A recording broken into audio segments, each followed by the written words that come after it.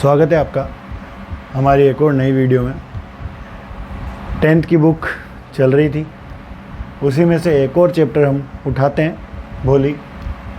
भोली नाम से पता लग रहा है आपको कि जो भोला होता है, जो थोड़ा कहते कि भोला, जिसको पागल बनाना आसान रहता है, ऐसी ही कहानी है हमारी भोली की।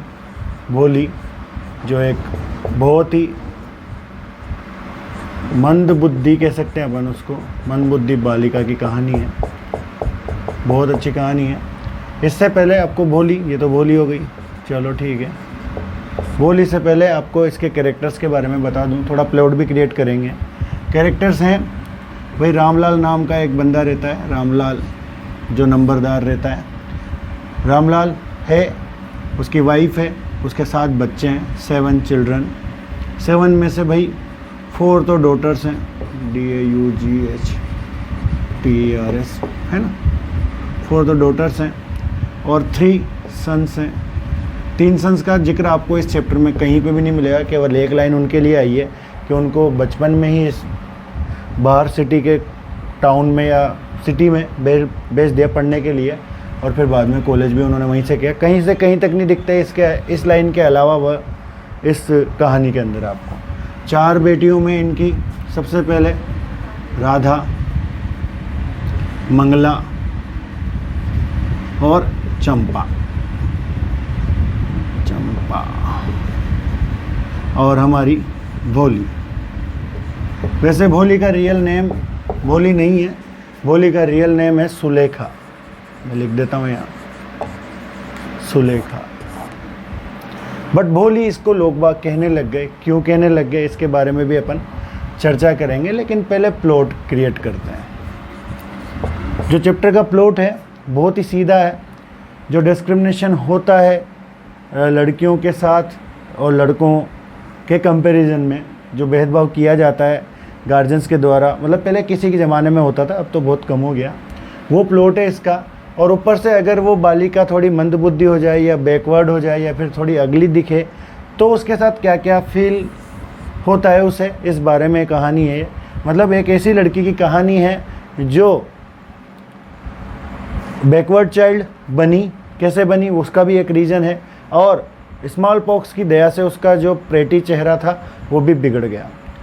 तो प्लॉट है ऐसा कि एक लड़की जो पहले से दुखी है, उसे और दुखी करता है हमारा समाज।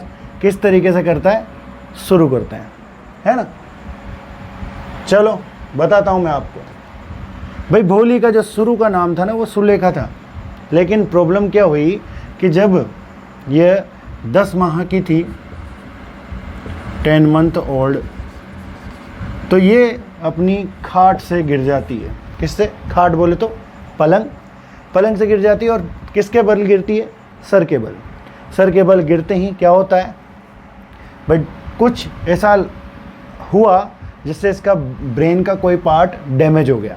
जैसे वो डैमेज हुआ ना, तो ये क्या हो गई, थोड़ी मंद बुद्धि हो गई, थोड़ा इसको देर से, ट्यूबलाइट बोलते ना अपन, ट्यूबलाइट टाइप हो गई, थोड़ा देर से समझ में आता था। दूसरी बात, इसके साथ एक और चोट हुई जब ये 2 साल की थी। जब ये 2 साल की थी तो इसको एक अटैक हुआ स्मॉल पॉक्स का। स्मॉल पॉक्स आप जानते होंगे, चेचक जैसे थोड़े बहुत दाग हो जाते हैं, यानी माताजी निकली, ठीक है। तो ध्यान से सुनिएगा, जो एक ये सुंदरता थी इसकी बहुत अच्छी थी, ये जब पैदा हुई थी बहुत कलर भी बढ़िया था, सब कुछ बढ़िया था, लेकिन स्मॉल पॉक्स यानी छोटी माता ने या माता ने जो माताजी निकली, इसको चेचक के दाग जो हुए, चेचक में ले रहा हूँ, है ना, छोटी माता जो निकली जिसमें फुंसियाँ हो जाती हैं, और अगर अपन उनके छेड़ करते हैं तो बहुत बिगाड़ देती है वो पूरे शरीर को ही, सब जगह पे निशान छोड़ जाती है। तो केवल आइज़ बची, दैट मीन्स आँखें बची, आँखों पर ही नहीं हुई, बाकी पूरे शरीर पर इसका पूरा जो शरीर था वो डिसफिगर्ड कर दिया गया स्मॉल पॉक्स के द्वारा। ठीक है भैया। अब देखो, अब इधर आते हैं अपन इसकी 4 बहनों पर। रामलाल ने राधा की शादी कर दी, मंगला की भी कर दी, और तीसरा जो समय आया वो चंपा का आया, और फिर चौथा भोली का आता। लेकिन भोली जो है उससे कोई शादी नहीं करना चाहता। क्यों? क्योंकि भोली जो है वो भोली है। भोली क्या है? भोली है। तो सब लोग क्या है, सबको क्या चाहिए? देखो भाई, या तो सुंदरता या इंटेलिजेंसी। भोली के पास दोनों ही नहीं थी। क्यों नहीं थी? क्योंकि भाई उसकी जो इंटेलिजेंसी थी वो तो डैमेज हो गई कब, 10 मंथ ओल्ड थी जब वो, है ना। और जब वो 2 साल की थी तो उसका जो सुंदरता थी वो भी छिन गई। तो भाई अब चांसेस भोली के वैसे भी कम थे, तो चंपा की शादी के लिए तैयार था अब। लेकिन हुआ क्या, फ्लैशबैक में कहाँ जाएगी कहानी, कि जब मंगला की शादी हुई तो चंपा थोड़ी बड़ी हुई, दोनों की शादी नहीं हुई थी इनकी, मतलब चंपा की भी हो जाएगी बाद में। तो क्या हुआ, उसी समय वहाँ पर एक उनके गांव के अंदर क्या खुलता है, स्कूल खुलता है, प्राइमरी स्कूल, वो भी गर्ल्स के लिए। अब भाई इसका इनॉग्रेशन करने के लिए तहसीलदार आया घोड़े पे बैठ के, हाँ घोड़े पे बैठ के इसलिए बोला है क्योंकि बुक में भी बोला है उन्होंने, घोड़े पे बैठ के आया, उसने तहसीलदार ने इनॉग्रेशन किया। और इनॉग्रेशन किया तो रामलाल जो एक नंबरदार मतलब रेवेन्यू ऑफिसर था उस गांव का, तो उससे बोला कि भाई तुम गवर्नमेंट के रेवेन्यू ऑफिसर हो, गवर्नमेंट के रिप्रेजेंटेटिव हो गांव में, और तुम जब रिप्रेजेंटेटिव हो तो तुम्हारी जिम्मेदारी बनती है कि तुम तुम्हारी बच्चियों को कहाँ भेजो, स्कूल भेजो। भाई जब ये कह के गया, आदेश था, तो वो घर गया। घर पे उसने अपनी वाइफ से जब बात की तो चंपा के लिए, मतलब लड़कियों के लिए डायरेक्टली उसने क्या कहा, उसकी वाइफ ने, कि अगर लड़कियां पढ़ेंगी तो उनसे शादी कौन करेगा। ऐसी सोच थी पहले किसी ज़माने कि लड़कियां अगर पढ़ जाएंगी तो उनसे शादी कौन करेगा, ऐसी सोच थी इस सोसाइटी में ही जिसमें हम रह रहे हैं। बहुत पहले की बात नहीं कर रहा मैं, आज से अगर हम थोड़े बहुत साल पीछे भी जाएँ, 10, 20, 25 साल भी जाएँ, तो कोशिश ये की जाती थी कि भाई लड़कियों के ऊपर पैसा खर्च नहीं किया जाए, है ना। उनके लिए जैसे पैदा होती थी, दहेज के बारे में टेंशन लेता था पिता, ठीक है। तो रामलाल ने कहा कि भाई मेरे आदेश है, मैं अवहेलना तो कर नहीं सकता। तो उसकी वाइफ ने उसे एक सजेशन दिया। क्या सजेशन दिया, कि भाई एक काम करो आप, देखो अपन क्या करते हैं, बोली को स्कूल भेज देते हैं। क्यों, क्योंकि बोली के तो वैसे भी शादी होने के चांसेस कम है, क्योंकि क्या है उसके पास प्रॉब्लम क्या है, एक तो भाई उसका ब्रेन डैमेज है और ऊपर से पोक मार्क्स है, निशान है उसकी बॉडी पे, तो कौन उससे शादी करेगा, वैसे भी उसके चांसेस कम है। तो अपन क्या करते हैं, बोली को भेज देते हैं। तो बोली को भेजते ही अपना भाई अपनी बात भी रह गई कि हाँ अपन ने बच्ची भेजी और अपना काम भी हो गया, अपन चंपा को भेजा भी नहीं। भाई बोली गई स्कूल। अब बोली को स्कूल ले जाने के लिए, मतलब गई नहीं अभी, ले जाने के लिए अगले दिन रामलाल उसको हाथ से पकड़ता है और बोलता है चल चल तेरे को स्कूल लेके चलता हूँ। अब बेचारी भोली के साथ ये टेंशन कि भोली ने कभी स्कूल नाम समझा नहीं, उसने देखा नहीं उसको क्या होता है। तो उसको लगा कि उसने क्या है, 1-2 दिन पहले उनके घर में गाय थी लक्ष्मी, उसको भी जब वो बूढ़ी हो गई थी तो उसको भी वो बेचे आए थे। तो इसको ऐसा लगा कि मुझे भी बेचने जा रहे हैं, तो ये मना करने लगी। जब मना करने लगी तो भाई परेशान हो गया, रामलाल ने उसको डांट कर उसने अपनी वाइफ से कहा कि इसको नए कपड़े पहनाओ। नए कपड़े का मतलब है नए कपड़े मिले नहीं, चंपा की छोटी पड़ चुकी थी वो फ्रॉक इसे मिली, जो धोने के बाद थोड़ा साफ़ सुथरी हो गई थी, वो उसके लिए नई जैसी थी। बोली के लिए कभी भी कपड़े नहीं बने। अक्सर ऐसा ही होता है, हमारी बड़ी जब फैमिली होती थी किसी ज़माने में, तो अगर बड़ी बहन है उसके कपड़े छोटे पड़ते ही छोटी बहन को दे देते, छोटी बहन के कपड़े पड़ते छोटे उसको मिल जाते थे तीसरी को। और अगर ऐसे ही बॉयज़ में भी होता था, हाँ बड़े भाई के कपड़े आते थे नए, उससे फिर वो दूसरे को चलते जाते थे, हस्तांतरित होते रहते थे, ठीक है।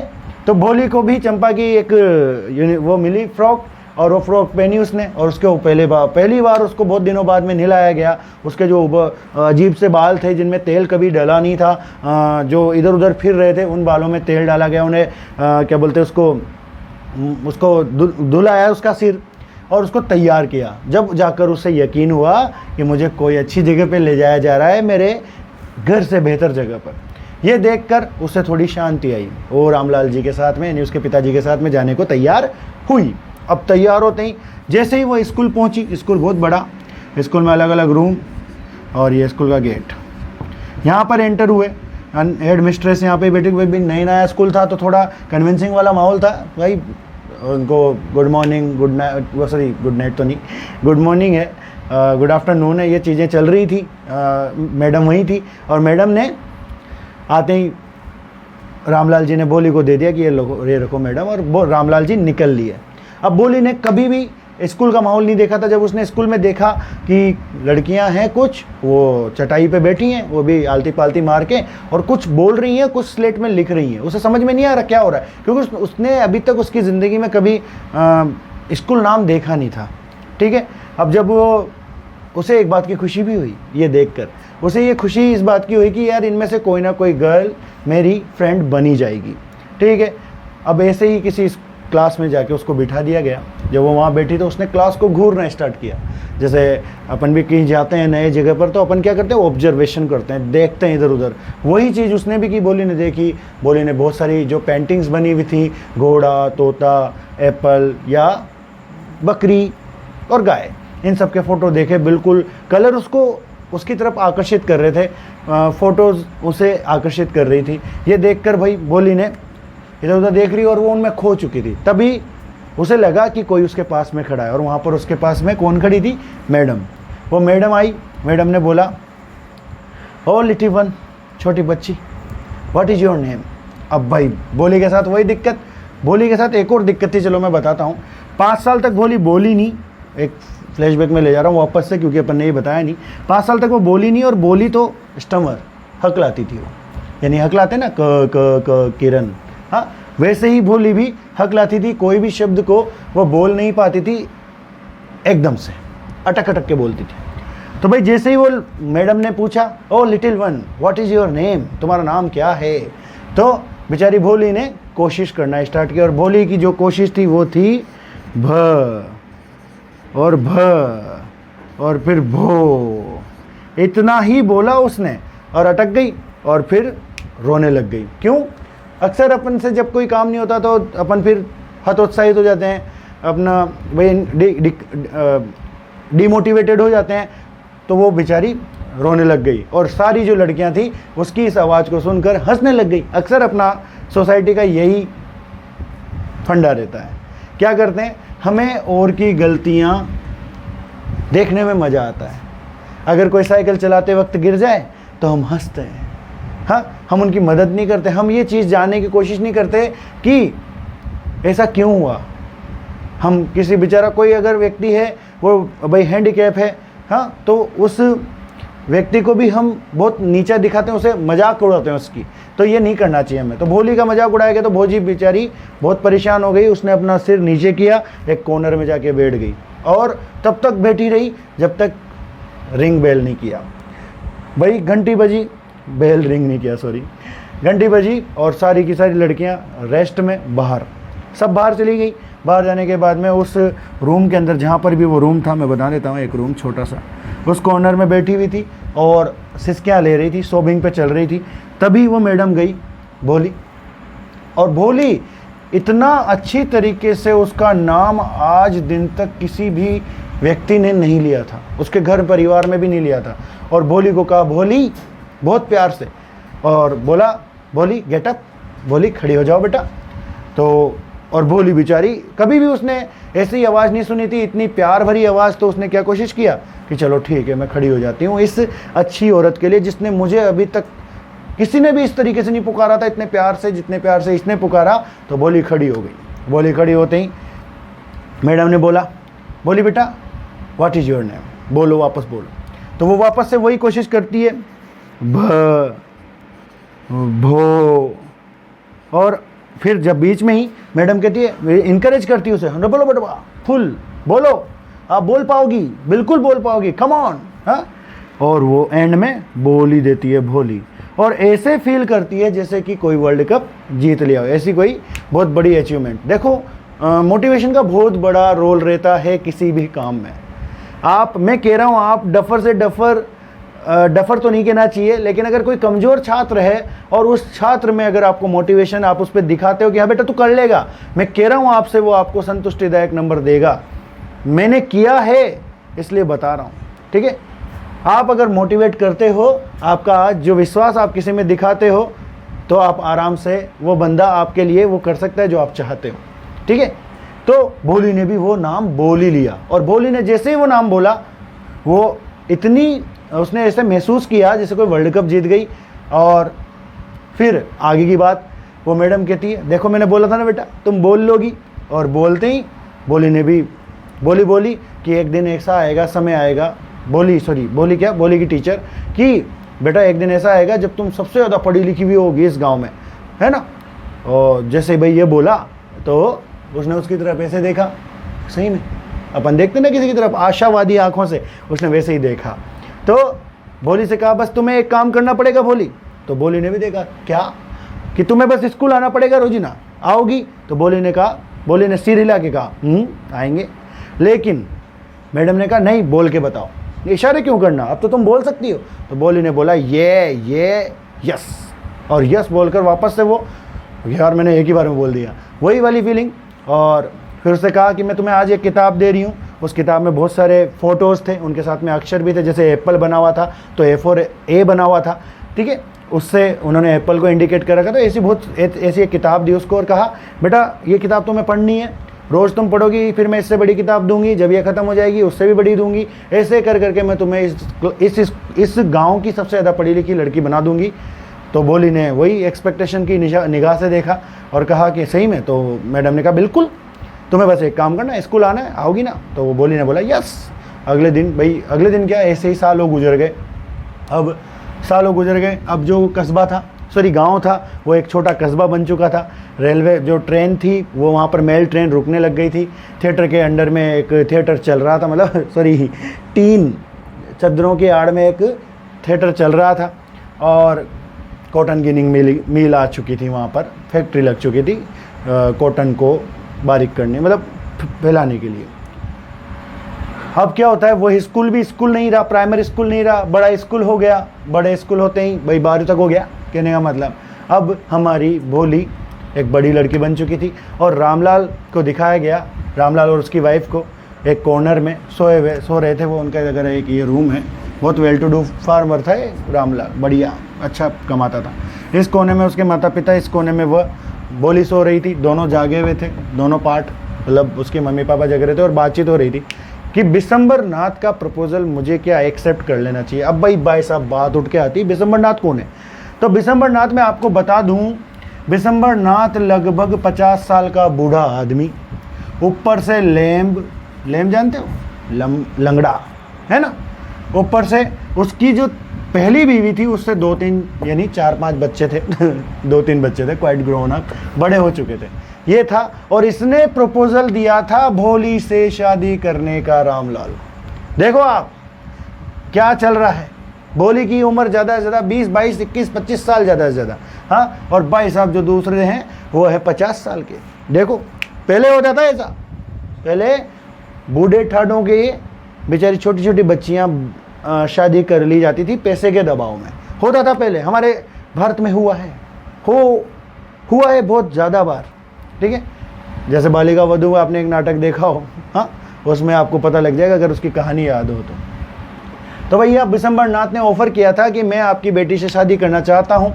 यही ऑफ़र जब रामलाल ने अपनी वाइफ के साथ डिस्कस किया तो रामलाल ने बताया कि बिशंबर नाथ जो एक ग्रोसर है, शॉपकीपर है, दुकान का मालिक है, और बढ़िया पैसे हैं, बढ़िया घर है, ये सब बताया। उसकी वाइफ ने बोला फिर तो बढ़िया है, इससे बढ़िया अपने को भोली के लिए वो मिलेगा ही नहीं, क्योंकि भोली को अभी भी उसकी माँ एक नेगलेक्ट भरी, इग्नोर्ड वाली नज़र से देखती थी, क्योंकि भोली उनके लिए अभी भी क्या थी, एक डम काऊ, मतलब भोली गाय, कि वो कुछ नहीं कर सकती उसकी ज़िंदगी में, जो कि उन्हें पता नहीं था कि वो पढ़ चुकी है, बहुत कुछ एजुकेशन हासिल कर चुकी है, उसकी मैडम ने उसके अंदर बहुत बदलाव कर दिए, लेकिन वही ना, अपने टैलेंट को अपने घर के नहीं पहचानते। यही चीज़ हो रही है, हाँ, सोसाइटी में अपने बच्चों के टैलेंट को कोई पहचानता नहीं है, बस अपना प्रेशर, अपना फोर्स डाल रहे हैं। मेरा सपना है बेटा तो इंजीनियर बनेगा, तो इंजीनियर बना रहे हैं उसे, उसके ऊपर अपनी एक्सपेक्टेशंस का इतना बोझ डाल दिया जाता है कि वो उस बोझ के तले दब जाता है, डिप्रेशन में आ जाता है। आप सोच नहीं सकते, बहुत ख़राब स्थिति है ये। एक्सपेक्टेशंस रखो, लेकिन इतनी भी मत रखो कि वो बच्चा उनके नीचे दब जाए। प्लीज़, जो बच्चा करना चाहता है, उसका जिसमें इंटरेस्ट है, उसमें उस फील्ड में उसे जाने दीजिए, क्योंकि एक बार जब वो उस फील्ड में बेहतर कर गया ना, तो जो आप चाहते हैं वो तो होगा, मतलब दैट मीन्स आपका फील्ड का नहीं हुआ जो आप चाहते थे, बट वो एक अच्छी लाइफ जिएगा, उसकी ज़िंदगी वो जिएगा। तो प्लीज़ मैं निवेदन करूँगा, प्लीज़ गार्जियन से निवेदन है कि प्लीज़ वो अपने बच्चों को उनके क्षेत्र का जो वो चाहते हैं वो करने दें। आप गाइडेंस दे सकते हो, बट अगर उसके अंदर एक स्पेशल टैलेंट है तो प्लीज़ सपोर्ट देम, उन्हें सपोर्ट करें। यहाँ भी भोली का क्या था, भोली का उसके गार्जियंस के साथ, गार्जियन बात नहीं करते थे, तो रामलाल ने उसको यस कर दिया, हाँ बिशंबरनाथ को शादी कर देंगे। अब बिशंबरनाथ को एक्सपेक्टेशन मिलते ही, मतलब उसका जब प्रपोजल एक्सेप्ट हो गया तो बिशंबरनाथ शादी के लिए आ गया। बिशंबरनाथ आया बढ़िया बारात लेके, है ना। हाँ, बोलता हूँ मैं अक्सर, मेरे जब पढ़ाता हूँ कि 2 बसें लेके आया था, एक में फ्रेंड्स थे, एक में रिलेटिव्स थे, और कतई बढ़िया जहर वाला बाजा लेके आया था, और बाजे में बहुत बढ़िया गाने बज रहे थे, हाँ अलग अलग प्रकार के। ये देश है वीर जवानों का, ये अक्सर बजता है हमारी शादियों में। और वो बारात लेके पहुंच गया। जो रामलाल था वो ये ऐसी शान शो को देखकर चौंक गया कि मेरी अंतिम बेटी की शादी इतनी धांसू होएगी, मैंने सोचा नहीं था। और जो तीनों बहनें थे जो आई थी हमारे बेचारे बोली के शादी के लिए, वो तीनों की तीनों जल रही थी कि यार इसे, ये तो बोली थी, मूर्ख थी ये, तो इसकी शादी इतनी मस्त हो रही है, हमारी शादी में कुछ नहीं हुआ। हाँ 7, 8, 9, 10 पकवान बन रहे हैं, हमारी शादी में कुछ नहीं हुआ, ऐसे वो जल रही थी। अब भाई क्या होता है, वही समय आता है शुभ समय, पांडाल में बोली को बुलाया जाता है। पंडित जी कहते हैं कि लाओ दुल्हन को ले आओ, दुल्हन को ले आने का समय हो चुका है। तो दुल्हन आती है, यानी भोली आती है, बिल्कुल रेड सिल्कन साड़ी में और घूंघट लिए हुए और आती है। और जैसे ही वो वहाँ बैठती है तो कई लोग कहते हैं बिशंबरनाथ से, बिशंबरनाथ माला पहराओ, माला यानी गार्लैंड पहनाओ, वो भी हजारे के फूल की, दैट मीन्स मारीगोल्ड, पीले वाले फूल, ठीक है। और जैसे ही हमारा ये क्या बोलते हैं बिशंबरनाथ गार्लैंड के लिए बढ़ता है आगे, तो हमारी भोली का घूंघट पीछे की तरफ चला जाता है और उसका चेहरा उसको दिख जाता है। उसको दिखते ही उसने अपने फ्रेंड से कहा, देखा तूने, देखा, हैव यू सीन हर, पोक मार्क्स ऑन द फेस, चेहरे पर देखो कितने ज़्यादा दाग हैं। ये वो कहते ही सारी जगह फैल जाती है आवाज़। अब इधर से फैल, देखा तुमने, इसके तो पोक मार्क्स हो रहे हैं, मैं ये ब्याह नहीं करूँगा, मतलब मैं ये शादी नहीं करूँगा, बिशंबरनाथ ने कहा। तो जैसे ही बिशंबरनाथ ने कहा तो लड़कियों की पार्टी से भी कहा, तू कौन सा बूढ़ा नहीं है, मतलब तू कौन सा जवान है भैया, और ऊपर से तू तो लंगड़ाता भी है। तो ऐसा कहते ही बिशंबरनाथ ने खड़ा हो गया। बिशंबरनाथ ने कहा, मैं तो शादी तभी करूँगा जब इसके पिताजी मुझे 5,000 रुपये देंगे। भैया ये कहते ही सारी टेंशन खतरनाक, पिन ड्रॉप साइलेंस शादी के अंदर, ठीक है। रामलाल बेचारा गया। रामलाल कहता है उससे, अपनी पगड़ी उतारते हुए उसके पाँव में रखते हुए कि प्लीज़ क्या कर रहे हो, 2,000 रुपये ले लो। तो बिशंबरनाथ ने कहा, ये कोई सब्जी मंडी थोड़ी ना जहाँ भाव करा रहे हो, मैं तो 5,000 रुपये लूँगा, नहीं तो मैं जा रहा हूँ। तो बेचारा रामलाल गया अंदर, सेफ खोली, पैसे गिने, पैसे लाया और उसके पाँव के यहाँ रख दिए। रामलाल को ये करता हुआ देखकर भोली को बहुत गुस्सा आया। उधर से बिशंबरनाथ खुश हो गया कि भाई मैंने जुआ खेला और मैं जीत गया, ठीक है। और ये जीतते ही उसने कहा, लाओ लाओ माला लाओ, मैं पिनाऊंगा इसको। जैसे ही माला आती है, इस बार फिर से घूंघट पीछे जाता है, लेकिन इस बार भोली ने जानबूझ के पीछे फेंका। उसकी आंखें नीची नहीं थी, डायरेक्टली अपने भविष्य में होने वाले पति के ऊपर थी और उसकी आंखों में देख रही थी। और एक झटका दिया, वो जो माला थी वो सेक्रेट फायर में चली गई। और आगे की बात सुनिएगा ध्यान से। बेचारा अचंभित हो गया कि ये क्या हुआ, और भोली उसकी आंखों में डायरेक्ट बोली, पिताजी रुक जाओ। तो पिताजी सब हक्के बक्के रह गए, क्योंकि यार कभी कोई वर्ड नहीं बोल पाई जो हकला हकला के बोलती थी, वो एकदम से पूरा पिताजी वर्ड कैसे बोल दिया। सब लोग कह रहे सो शैम, सेमलेस गर्ल, मतलब बेशरम लड़की है ये। तो ये देखकर सब लोग अचंभित हो गए। वापस से बोली, पिताजी रहने दो, पैसे आपके पास रख लो। उसी समय बोली एक आंटी कि हम तो सोचते थे कि ये तो बोली गाय है गाय। तो वो उस आंटी की तरफ मुड़ी, उनको बहुत बुरा भला कहा, क्या हाँ मैं गाय हूँ, जब भी तो आप इस नीच तुच्छ प्राणी, इस लालची व्यक्ति को मेरे को बांध रहे थे। हाँ, और सुनना चाहोगी, ये भी बोली उन चाची से, वो आंटी से। और फिर वापस से उसकी तरफ मुड़ी और कहा, पिताजी रहने दो। और ये सुनकर बिशंबरनाथ अपने बोरिया बिस्तर पैक किए और निकल लिया। जब वो निकला तो बाजे वालों ने सोची कि शादी ख़त्म हो गई, और उन्होंने बजाया गाना, बहारो फूल बरसाओ मेरा महबूब आया है ना, ये वाला। वैसे बजाया नहीं, दे नहीं रखा उसमें, लेकिन आप तो ले लो, ठीक है। उसके बाद में बेचारा रामलाल जड़वत खड़ा है वहाँ पे, बहुत टेंशन में, उसकी आंखें झुकी हुई हैं शर्म से और दुख से। उसने अपनी बेटी से पूछा, बोली बेटा तेरा क्या करेंगे हम, अब तेरे से कोई शादी नहीं करेगा। हाँ, तो बोली ने कहा कि पिताजी कोई टेंशन ना लो, जब आप बूढ़े होंगे, मम्मी बूढ़ी होएगी, तो मैं आपकी सेवा करूँगी और इसी स्कूल में पढ़ाऊँगी जहाँ मैंने ये सब कुछ सीखा है। ये कहते हुए उसने अपनी मैडम की तरफ देखा और मैडम से जैसे कि आंखों ही आंसुओं में पूछा कि क्यों मैडम, सही कह रही हूँ ना, मैं पढ़ाऊँगी या नहीं पढ़ाऊँगी। तो मैडम की आंखों में भी एक चमक थी, जो चमक कब आती है, जब कोई व्यक्ति अपना बेस्ट, बेहतर भी नहीं, सबसे सर्वश्रेष्ठ कृति बना देता है। तो उस मैडम की सर्वश्रेष्ठ कृति थी भोली, और भोली इस तरीके से अपने आप को साबित करती है कि लड़कियां, यानी मारी छोरिया कोई छोरा से कम है क्या है, हाँ, ये साबित करती है। दंगल देखिए ना, अब वो समझ में आ जाएगा। तो मेरा कहना यही है, प्लीज़ भाई भेदभाव न करें, दोनों बराबर होती हैं। और मैं तो जहाँ तक कहता हूँ बेटी ज़्यादा सपोर्ट करती है। प्लीज़ इस चैनल को सब्सक्राइब करें, आपका चैनल है, देखो आपका अपना चैनल है, किसी और का नहीं है। सपोर्ट करें, कमेंट करें, लाइक करें, डिसलाइक भी करें, कोई दिक्कत नहीं है। अगर आपको बुरी लगती है मेरी video, you can dislike my videos if you dislike them. That means अगर आपको अच्छी नहीं लगती है तो प्लीज़ आप कर सकते हैं, लेकिन करो, रिएक्शन दो। जय हिंद, जय भारत।